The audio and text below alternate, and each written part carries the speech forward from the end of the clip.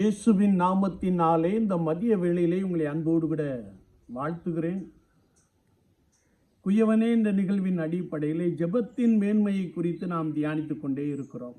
இன்றைக்கும் சங்கீதம் 7:1 நாம் வாசிக்கின்ற போது, என் தேவனாகிய கர்த்தாவே, உம்மை நம்பியிருக்கிறேன், என்னை துன்பப்படுத்துகிறவர்கள் எல்லாருக்கும் என்னை விலக்கி ரட்சியும் என்று சொல்லுகிற வார்த்தையை நாம் வாசிக்க முடியும். சங்கீதக்காரன் தன்னுடைய அனுபவத்திலே எப்பொழுதெல்லாம் நெருக்கத்திற்குள்ளும் பாடுகளுக்குள்ளும் உபத்திரவத்திற்குள்ளும் துன்பத்திற்குள்ளும் கடந்து சென்றாரோ அப்பொழுதெல்லாம் நான் கர்த்தராகிய தேவனை நம்பியிருக்கிறேன் என்று சொல்லுகின்ற ஒரு வார்த்தையை நாம் வாசிக்க முடியும்.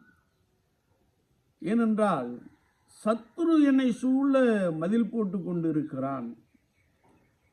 சத்துரு என்று சொல்லுகின்ற பொழுது ஒருவேளை பொல்லாத பிசாசாகிய சத்துரு என்று வேதம் சொல்லுகிறது. மனிதனால் உண்டான நெருக்கம், அந்தகார வல்லமையினாலே உண்டான நெருக்கம், இவை எல்லாவற்றிலும் இருந்து என்னை விடுவியும் ஆண்டவரே என்று கூப்பிடுகிற ஒரு வார்த்தையை நாம் வாசிக்க முடியும். வெள்ளம் போல சத்துரு வரும்போது ஆவியானவர் நமக்காக கொடியேற்றுகிறவராக இருக்கிறார். அது மாத்திரமல்ல, சத்துரு எவனை விழுங்கலாமோ என்று வகை தேடி சுற்றித் திரிகின்ற நபர்களை நாம் பார்க்கிறோம். பரிசுத்த யோவான் 8:35 நாம் வாசிக்கின்ற பொழுது, அடிமையானவன் என்றைக்கும் வீட்டிலே நிலைத்துறான் என்று வேதம் சொல்லுகிறது. ஒருவேளை எனக்கு விரோதமாய் எழும்புகிறவர்கள் எப்படி என்னை சிதறடிக்கலாம், எப்படி என்னை விழுங்கலாம் என்று சுற்றி சுற்றி வருகின்றதை குறித்து தாவீது மிக தெளிவாக சொல்லுகிறார். துன்மார்க்கனுடைய பொல்லாங்கான செயல்பாட்டை ஒழிய பண்ணும் ஆண்டவரே, எவனுக்கு கேடு விளைவிக்கலாம், எவனை விழுங்கலாம் என்று சுற்றி கொண்டே இருக்கின்ற நபரை உடைய கரத்திலே ஒப்படைக்கிறேன் ஆண்டவரே என்று சொல்லி ஆண்டவரையே நம்பி சார்ந்து கூப்பிடுகின்ற ஒரு வார்த்தையை நாம் வாசிக்க முடியும். ஒருவேளை கர்த்தருடைய வார்த்தை சொல்லுகிறது, அப்படி அவன் தொடர்ந்து கொடுமை செய்வானே என்றால், தொடர்ந்து தீமை செய்வானே என்றால், அவன் மனம் திரும்பாவிட்டால் தம்முடைய பட்டயத்தை கருக்காக்குகிறார், அவனுக்கு மரண நேரத்தை ஏற்படுத்துகிறார், தான் வெட்டின குழியிலே தானே விழும்படி செய்கிறார், அவன் தீவனை அவன் தலையின் மேல் இருக்கும், அவன் கொடுமை அவன் உச்சந்தலை மேல் காணப்படும் என்று சங்கீதத்திலே நாம் வாசிக்கிறோம். என்னை கேட்டுக்கொண்டு இருக்கிற என் அன்பு சகோதரனே, சகோதரி, விசுவாச வாழ்க்கையிலே உனக்கு விரோதமாய் சத்துருவின் போராட்டங்கள் காணப்பட்டு கொண்டே இருக்கலாம். ஆனால் அவை எல்லாவற்றிலும் நீ கர்த்தரையே நம்பி கர்த்தரையே சார்ந்திருக்க வேண்டும் என்று வேதம் சொல்லுகிறது. உன்னை காரணம் இல்லாமல் துன்பப்படுத்துகிறவர்கள் அநேகராய் இருக்கலாம்.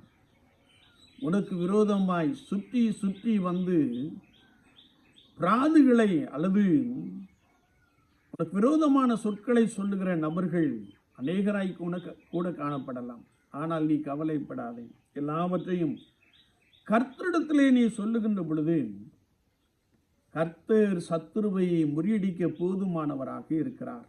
விசுவாச வாழ்க்கையிலே உங்கள் துன்பத்தை குறித்து, உங்கள் துயரத்தை குறித்து, உங்கள் துக்கத்தை குறித்து கர்த்தராகிய இயேசுவண்டை சொல்லுங்கள். அவரே நம்பியிருங்கள். அவர் உங்களுக்காக யுத்தம் பண்ணுவார், நீங்கள் சும்மா இருப்பீர்கள். உங்கள் சத்துரு பின்னிட்டு வெட்கி லட்சியை அடைவதை நீங்கள் காண்பீர்கள். கர்த்தருக்கு நீங்கள் ஸ்தோத்திர பலிகளையும் நன்றி பலிகளையும் செலுத்துவீர்கள். எப்படி என்றால், யோசபாத்துக்கு விரோதமாய் அநேகர் எழும்பி வந்தார்கள், அநேக ராஜ்யங்கள் எழும்பி வந்தது. எல்லாவற்றிலும் யோசபாத் கர்த்தரையே சார்ந்திருந்தார், கர்த்தரையே நம்பி இருந்தார், ஆண்டவரையே நோக்கி பார்த்தார். அவனுக்கு விரோதமாய் வந்த எல்லாரும் தங்களுக்கு தாங்களே வெட்டி விழுந்து போனார்கள். 4ஆம் நாளிலே பராக்காவிலே கூடி ஆண்டவருக்கு ஸ்தோத்திர பலிகளை செலுத்தினார்.